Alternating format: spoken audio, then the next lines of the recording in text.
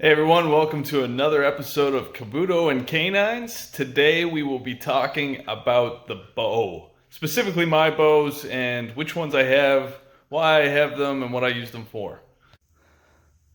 Emma here to help me with description of my two prominent bows that I use on most of my occasions.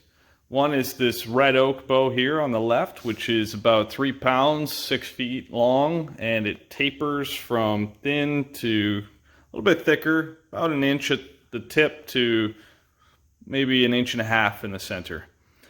This is a nice bow to get a bit of a workout in with, works your shoulders quite well, your hip flexors as you're using your hips and counterbalancing, and is generally more of a traditional bow from Okinawa.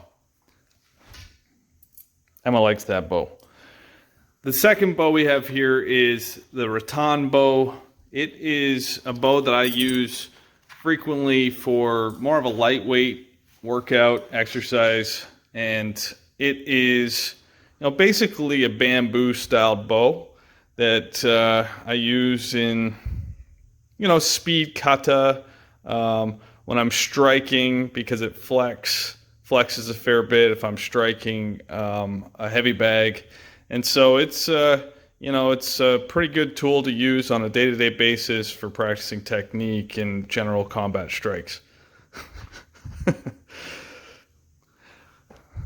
Moving into the center here, we have what I would call my combat bows, or bows that I use for sparring. This is a 5-foot Action Flex bow that's covered by this rubberized material around a dowel. The dowel is just basically simple, lightweight wood that you could get at any hardware store. I bought this through Action Flex. I believe Century Martial Arts sold this. And these are good for sparring. They still hurt when you get hit by them. So you can get some instant feedback when you're sparring.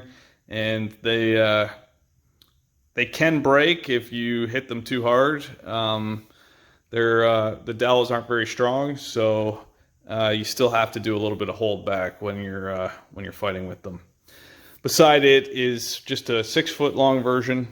I actually find using the 5-foot version in tight spaces inside is a good use of tool. First of all, if you hit something with it, it's less likely to cause damage to it, whether that be a wall or furniture. And so it's also a little bit shorter too, so it's less likely to hit something. Plus, it has a fairly good weight as well, and so you still get a pretty good workout using this. On the left here is one that I've made myself, and I have the components that it's made out of on the left here. This is basically just a PVC style pipe. This is it's not like your typical PVC. This is more flexible, it won't shatter. And I've placed a dowel on the inside of this to add some structural rigidity to it so that it doesn't flex too much, so it's not too wonky when you're working with it. So the dowel's on the inside, this PVC pipe around the outside.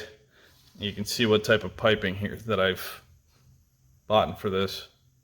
And basically, I wrap it around with this foam wrap, basically pull it over top the sleeve, and then I basically just duct tape with the black duct tape around the whole thing. And it's funny because it creates this kind of click sticky noise to it when you use it. It's got some flexibility, but not too much flexibility.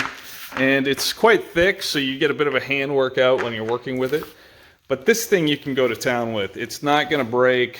It's very padded, so it's very forgiving when it hits. And it's quite a good tool to use when sparring. You'll see that in some of my sparring videos here in the future. Last but not least, I have my trusty wiffle ball bat here.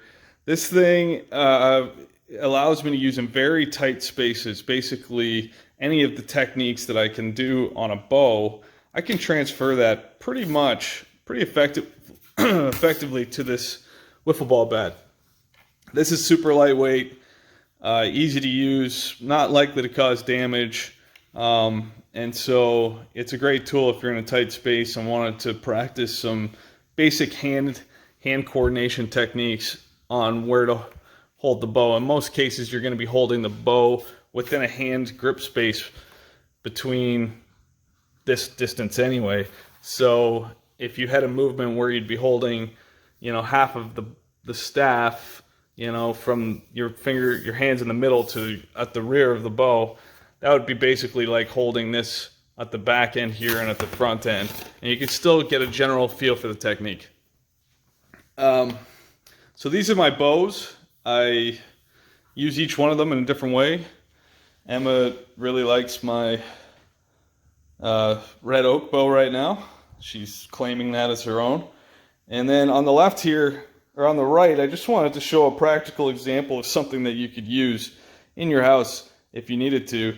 This is just a dowel basically that was part of a closet hanging rack, and you could cut this down. You'd want to make sure it's painted or lacquered so you don't get splinters, but something just as general like this could be used in some early days of your practice if you wanted something quick and easy to use. But I'd highly recommend getting red oak and a rattan bow just for day-to-day practice.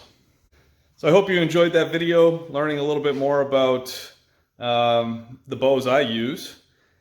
Please hit subscribe, hit like.